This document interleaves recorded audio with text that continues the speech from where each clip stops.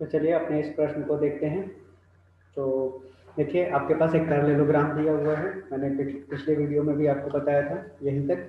तो इस वीडियो में मैं आपको आगे करा रहा हूँ।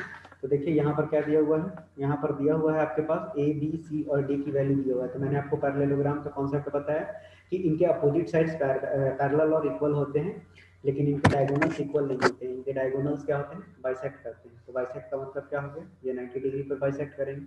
तो ओ क्या हो जाएगा, मिड पॉइंट हो जाएगा किसका, ए सी और बी डी का। तो आपसे बोला है कि ए और बी का वैल्यू निकालिए। तो अगर मैं एसी के लिए अगर मिड पॉइंट ओ को निकालता हूँ, है ना, एसी मानकर, तो ओ का मिड पॉइंट कितना हो जाएगा, -2 + 4/2, और क्या हो जाएगा 1 + b/2 हो जाएगा, है ना।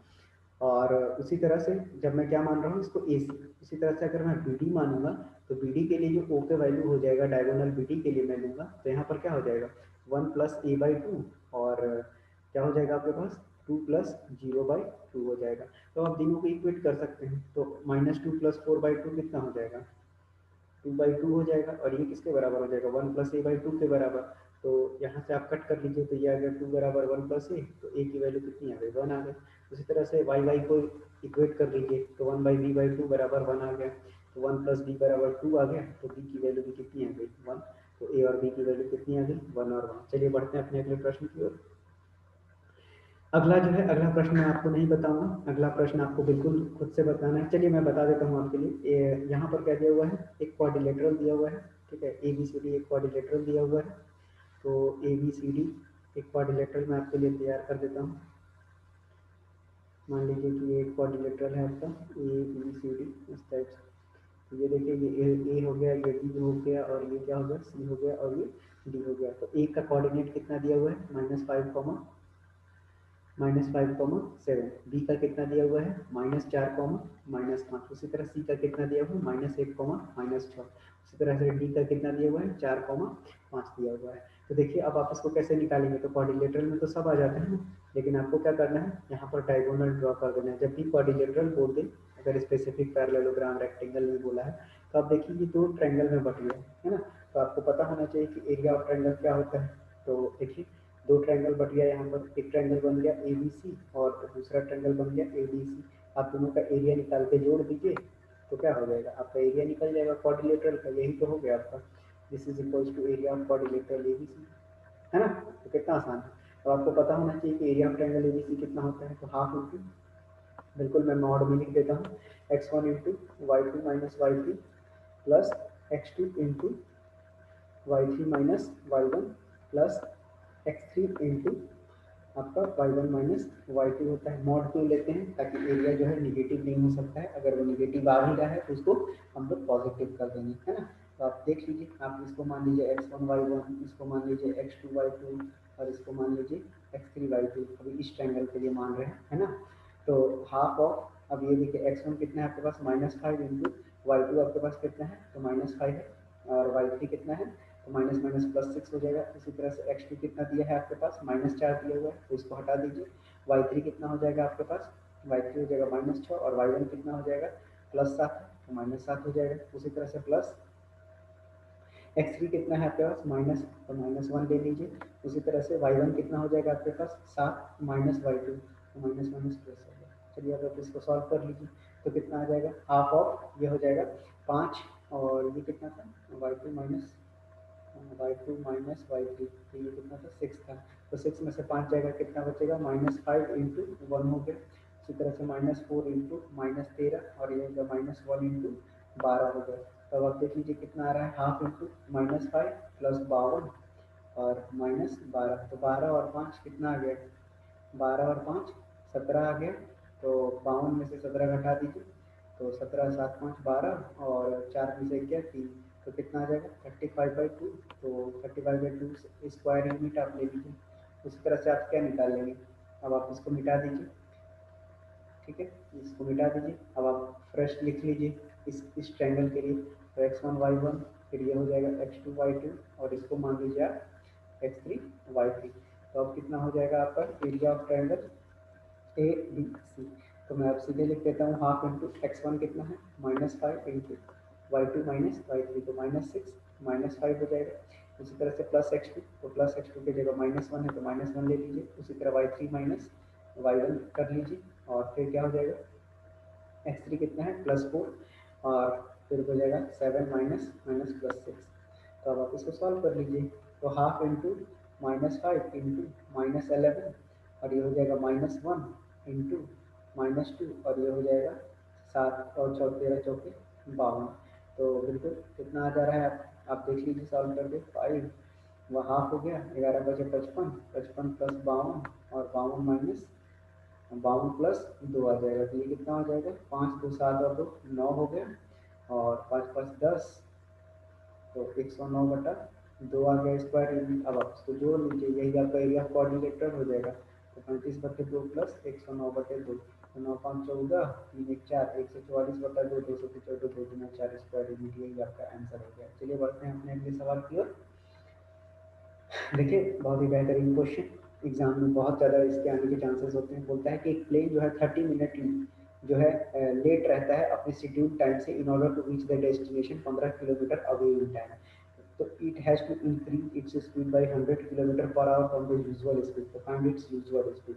तो मान लेते हैं जो मेरा यूजुअल स्पीड है प्लेन का वो कितना हो गया मेरे पास, x km/h हो गया, है ना। तो क्या आपसे बोल रहा है, आपसे बोल रहा है कि प्लेन जो है 30 मिनट जो है लेट से छूटा है, लेट से छूटा है तो लेट से पहुंचेगा भी ना। लेकिन अगर वो अपना रफ्तार जो है 100 किलोमीटर प्रति घंटा बढ़ा देता है ना, मतलब पहले कितना था x था, अब इंक्रीज स्पीड कितना हो जाएगा, इंक्रीज स्पीड कितना हो जाएगा आपके पास x + 100 हो जाएगा, x + 100 km/h हो जाएगा। तो बोलता है कि अगर इतना कर दिया जाएगा तो जो आपका यूजुअल टाइम है उस पर प्लेन जो है आपका पहुंच जाएगा। ठीक है, तो देखिए कैसे बनाएंगे सवाल। तो कैसे सॉल्व करेंगे, देखिए इसको। तो आपको आउटपुट किस में दिया हुआ है, टाइम में दिया हुआ है, मतलब 30/60 में दिया हुआ है। तो इसको भी आपको स्पीड को टाइम में बदलना पड़ेगा। तो आपके पास कितना दिया हुआ है, डिस्टेंस कितना दिया हुआ है 1500, तो 1500/x में से 1500/x + 100 को आप घटा दीजिए, है ना। तो आप देखिए ये भी टाइम बन गया, ये भी टाइम बन गया, ये भी टाइम बन गया। अब आपका इक्वेशन बिल्कुल सही है। अब आप इसको सॉल्व कर लीजिए। तो 1500 कॉमन ले लेंगे आप, तो कितना बचेगा यहाँ पर x + 100 minus x divided by x² + 100x हो जाएगा और ये 1/2 के बराबर हो जाएगा। तो ये x कैंसिल आउट हो जाएगा। तो मैं क्या करूँगा कि 100/x² + 100x इज 1/15 गुना के 30, ठीक है, 3000 हो जाएगा। अब ये कितना बचेगा, x² + 100x माइनस 3, तो 1 2 3, ठीक है, और ये हो जाएगा 30,000 बराबर 0। अब आपको 100 लाना है ना, तो 100 लाना है तो 6 बचे 30 हो जाएगा, ठीक है। तो x + 600x minus 500x minus 30,000, ठीक है, ये 0 के बराबर हो जाएगा। तो x into x + 600 minus 500 into x + 600 हो जाएगा। तो x + 600 तो हो नहीं सकता है, तो x बराबर कितना हो जाएगा 500 km/h आपका आंसर हो जाएगा। चलिए बढ़ते हैं अपने अगले प्रश्न की ओर। अब कहता है कि एक प्रूफ देख लेते हैं। Prove that the area of an equilateral triangle described on the one of the sides of the square is equals to the half of the area of the equilateral triangle described on one of its diagonal। चलिए देखते हैं इस सवाल को कैसे बना। तो देखिए इसको कैसे बनाएंगे। तो आपके पास क्या दिया हुआ है, आपके पास एक स्क्वायर दिया हुआ है, ठीक है, और स्क्वायर के डायगोनल से क्या बना हुआ है, एक स्क्वायर के डायगोनल से आपके पास एक इक्विलेटरल ट्रायंगल बना हुआ है। तो चलिए इक्विलेटरल ट्रायंगल को भी बना लेते हैं, कंस्ट्रक्ट कर लेते हैं। तो ये जो आपका इक्विलेटरल ट्रायंगल ऐसे बन रहा है ना। और क्या बोलता है कि prove that the area of the equilateral triangle described on one side of A square, और एक जो है वन साइड ऑफ स्क्वायर पे भी बना हुआ है। तो इधर भी बना लेते हैं, दोनों आपका इक्विलेटरल ट्रायंगल ही पूरा है, ठीक है। तो ये मान लेते हैं ए बी सी डी, ठीक है, ई, और ये मान लेते हैं हम, हाँ, ये हो गया आपका एफ। तो आगे बढ़ते हैं। क्या बोल रहा है आपसे, आपसे बोल रहा है कि आपको प्रूफ क्या करना है, कि proof that the area of the equilateral triangle described on the one side of the square, मतलब एरिया ऑफ ट्रायंगल जो है बी सी ई जो है कितना है, आधा है किसके, area of the equilateral triangle described on one of its diagonal, मतलब ए एफ सी के बराबर। ये आपका क्या कहा है, टू प्रूफ करने के लिए कहा गया है। चलिए आगे बढ़ते हैं। तो अब इसको कैसे सॉल्व करेंगे। तो मान लेते हैं कि जो ए सी है, जो साइड ऑफ स्क्वायर है उसको ए मान लेते हैं, है ना। तो ए हो गया, तो ये भी ए हो गया। तो आपको पता है कि ए सी का वैल्यू कितना हो जाएगा, √A² + A² हो जाएगा। तो ये कितना हो गया, √2A आ गया, ठीक। अब आपसे बोलता है कि एरिया ऑफ इक्विलेटरल ट्रायंगल कितना हो जाएगा, तो एरिया ऑफ ट्रायंगल अगर हम निकाल देते हैं AFC, तो ये कितना हो जाएगा √3/4 इंटू साइड स्क्वायर, है ना। और साइड कितना आ गया है, तो ये वाला साइड हो जाएगा, तो ये आ गया है √2a। तो आपको बिल्कुल √3/4 इंटू साइड स्क्वायर की जगह √2a का स्क्वायर कर देना है। तो अब ये कितना आ जाएगा √3/4 इंटू 2a स्क्वायर। तो 2 से 2 को कट कर लीजिए, तो ये कितना आ जाएगा √3/2 इंटू a स्क्वायर। अब आपसे बोलता है कि एरिया ऑफ ट्रायंगल BCE। अब आपको एरिया ऑफ ट्रायंगल BCE कितना निकल जाएगा, आप निकाल लीजिए एरिया ऑफ ट्रायंगल BCE। तो ये भी हो जाएगा √3/4 इंटू साइड स्क्वायर, और साइड कितना है a स्क्वायर है। अब आप दोनों को आप देख लीजिए अगर इक्वल आ रहा है कि नहीं आ रहा है ना। तो एरिया ऑफ ट्रायंगल BCE कितना है, BCE आ गया √3/4 इंटू a स्क्वायर, और ये कितना होना चाहिए, हाफ ऑफ कितना होना चाहिए √3/4, sorry area of triangle AFC, तो √3/2 इंटू a स्क्वायर। तो बिल्कुल दोनों LHS = RHS आ गया, मतलब ये प्रूफ हो गया, √3/4 a स्क्वायर दोनों बराबर आ गया। ठीक है, दिस इंप्लाइज द स्टेट मतलब एरिया जो है area of triangle BCE is half of area of triangle AFC। Prove हो गया जी। चलिए बढ़ते हैं अपने अगले सवाल की ओर। चलिए अगले सवाल में क्या कह रहा है, कह रहा है कि area of the two similar triangles are equal. कहता है कि अगर दो सिमिलर ट्रायंगल का एरिया इक्वल है तो आपको बताना है कि वो दोनों कॉन्ग्रुएंट भी होंगे। चलिए देखते हैं ये सवाल कैसे बने। तो दो ट्रायंगल ले लेते हैं हम लोग, एक ट्रायंगल 1 हो गया और दूसरा ट्रायंगल ये वाला हो गया। तो मान लेते हैं कि ये क्या है ABC, और क्या है अपने पास DEF। ये क्या हो गया अपने पास, दूसरा ट्रायंगल हो गया। तो क्या दिया हुआ है कि अगर area of the two similar triangles are equal, तो हमको पता है, आपको थ्योरम पूरा का पूरा लिखना पड़ रहा है, मैं स्टेटमेंट बता देता हूँ। अगर area of the two similar triangles are equal, तो क्या होता है कि अगर एरिया ऑफ ट्रायंगल ABC में लिखता हूँ और एरिया ऑफ ट्रायंगल DEF में लिखता हूँ।